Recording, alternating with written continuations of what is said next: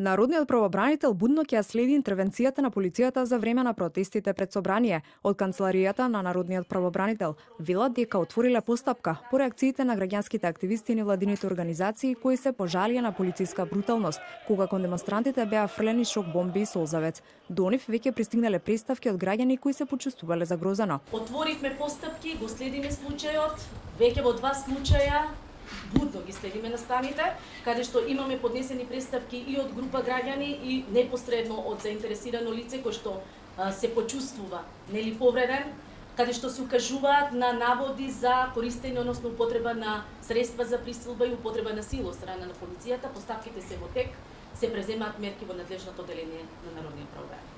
Поплаки до Народниот правобранител стигнале и за полицискиот однос на полицијата кон мигрантите, но и кон затворениците. И натаму главен проблем се условите и сето она со кое што се соочуваат затворениците во затворите.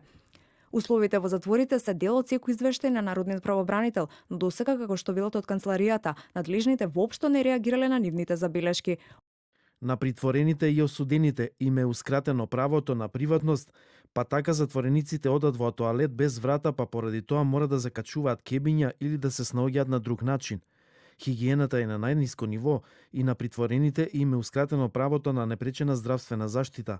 Често се случува притворените да бидат навредувани на национална основа, особено припадниците на ромската заедница, како и грубо однесување на претресите од страна на службените лица на понижувачки и дрзок начин.